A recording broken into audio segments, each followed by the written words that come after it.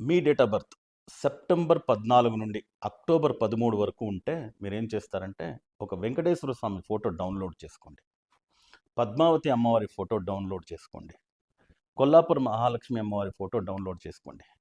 మధ్యలో వెంకటేశ్వర స్వామి, రైట్ సైడ్లో పద్మావతి అమ్మవారు, లెఫ్ట్ సైడ్లో కొల్లాపూర్ మహాలక్ష్మి, ఇలా కొలాజ్ చేసి ఫోటోని గోల్డ్ కలర్లో ఫ్రేమ్ వేసి మీ పూజ గదిలో పెట్టండి.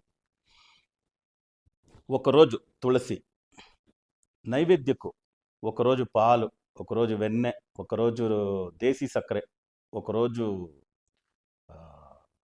జీడిపప్పు నైవేద్యానికి పెట్టండి.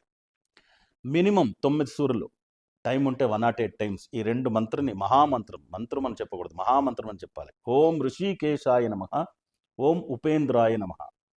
ఈ మంత్రాన్ని చెప్పి మీరు బయలుదేరండి. చూడండి, మీ అన్ని పనులు ఇలా జరుగుతూ ఉంటుంది. సక్సెస్ పైన సక్సెస్ మిమ్మల్ని వెతుక్కుంటూ వస్తుంది. మీ సమస్యలు 10 కాదు, 100 సమస్యలున్నా అన్ని సమస్యలు సరిపోతుంది. చేతబడి చేసేస్తున్నారు, లక్ష్మిని బంధించేస్తున్నారు, ఫినాన్షియల్ ప్రాబ్లం, ఏదో ప్రాపర్టీ ప్రాబ్లం, ఏదో కోర్టు కేసెస్ ఉన్నాయి, ఎడ్యుకేషను, కెరియర్, బిజినెస్, మ్యారేజ్, పిల్లలు, ఏ ప్రాబ్లం ఉన్నా అన్ని ప్రాబ్లం సాల్వ్ అవుతుంది. లైఫ్ టైంకి మీరు సక్సెస్ఫుల్ పర్సనాలిటీగా ఉంటారు. ఓం ఋషికేశాయ నమః, ఓం ఉపేంద్రాయ నమః. వాకింగ్ చేసేటప్పుడు మనసులో చెప్పుకోండి. ఎక్కడో ట్రావెల్ చేస్తున్నారు, ఫ్లైట్లో వెళ్తున్నారు, ట్రైన్లో వెళ్తున్నారు, ఓం ఋషికేశాయ నమః, ఓం ఉపేంద్రాయ నమః. ఎక్కడో అపాయింట్మెంట్ ఇచ్చారు, ఒక హాఫ్ అన్ అవర్ వెయిట్ చేస్తున్నారు, ఓం ఋషికేశాయ నమః, ఓం ఉపేంద్రాయ నమః. అఖండ జపంగా దీన్ని చెప్పేదానికి మొదలుపెట్టండి. మాలలు చేసేది వద్దు.